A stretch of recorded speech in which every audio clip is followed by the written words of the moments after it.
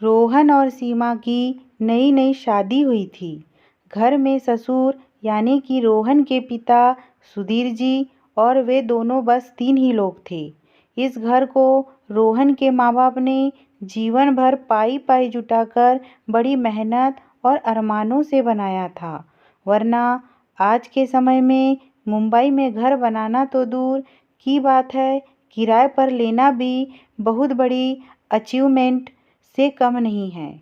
जब रोहन कॉलेज में था तब माँ उन्हें और दुनिया को छोड़कर जा चुकी थी। एक काम वाली बाई सकू थी जो सुबह से लेकर शाम तक उनके घर का सारा काम करती थी। नई नई शादी हुई थी, इसलिए सकूबाई का दिन भर घर में रहना सीमा को अपनी प्राइवेसी में बाधा सा लगता था। इसलिए अब सकूबाई सुबह खाना बनाना, कपड़े और पोछा करने के बाद चली जाती और वापस शाम को आकर खाना बनाती। सकूबाई की दोपहर की गैरहाजिरी से कई छोटे मोटे काम दिखाई देने लगे, जिनमें से ज़्यादातर काम बिना कहे सुधीर जी ये सोचकर कर लिया करते कि बहू को मदद हो जाएंगी। लेकिन बहू सोचती कि ससुर को औरतों के काम में दखल देने की आदत है।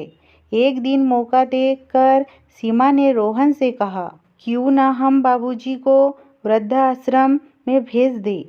सिर्फ एक बार पैसा भरना पड़ेगा और उन्हें भी अपने उम्र के लोगों का साथ मिल जाएगा। हमें भी अपनी प्राइवेसी के बारे में ज़्यादा सोचना नहीं पड़ेगा। रोहन ने सीमा की बातों पर ज़्यादा ध्यान नहीं दिया। कुछ दिन ही बीते थे कि बाबूजी अपने दोस्तों के साथ एक हफ्ते के लिए टूर पर गए और इत्तेफाक से इसी दौरान सकूबाई भी छुट्टी पर थी। फिर क्या सीमा को जैसा चाहिए था वैसा समय मिलने लगा। अब रोहन रेस्टोरेंट में खाना खा लेता और सीमा का काम आमलेट ब्रेड या मैगी से चल जाता। खाना बनाने की टेंशन नहीं थी, लेकिन घर में निकलने वाले सारे काम तो अभी भी करने ही थे। ससुर जी की गैरहाजिरी में सीमा को एहसास हुआ कि वह बिना कहे ही जो काम कर लिया करते थे उनसे कितना फर्क पड़ता था। छोटे मोटे लगने वाले यह काम भी काफ़ी समय और एनर्जी लेने वाले थे। कुछ दिन बीतने के बाद एक दिन रोहन सीमा को कहता है, चलो आज कहीं बाहर घूम कर आते हैं। सीमा बड़ी खुशी खुशी सज धज कर बाहर घूमने के लिए तैयार हो जाती है। रोहन सीमा को अपने घर से 4 किलोमीटर दूर एक चौल में लेकर आता है। एक आदमी रोहन के हाथों में एक चाबी देता है। रोहन उस चाबी को लेकर चौल का एक कमरे का दरवाज़ा खोलता है। कमरा खुलते ही 2 रूम वाले उस छोटे से अंधेरे से भरे घर के अंदर रोहन सीमा को लेकर जाता है और कहता है, कैसा लगा तुम्हें हमारा नया घर? रोहन कहता है, हम अगले महीने से इसी मकान को भाड़े से लेकर रहेंगे, अलग और अपनी प्राइवेसी का मज़ा लेंगे। अभी मेरी आमदनी के हिसाब से हम इसी को एफोर्ड कर सकते हैं। रोहन का यह व्यवहार सीमा के समझ में नहीं आया।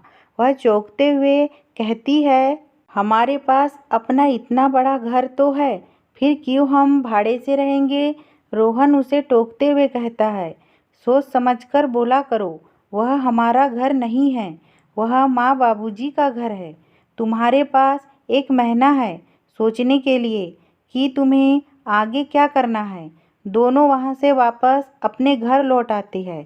पूरे रास्ते सीमा के दिमाग में तरह तरह के विचार चल रहे थे। घर पहुँचते ही उसने रोहन से कहा, माना कि यह घर माँ बाबूजी का है, लेकिन क्या हमारा इस पर कोई हक नहीं है? रोहन ने कहा, बिल्कुल है, लेकिन माँ बाबूजी के बाद जब तक वह है तब तक तो नहीं।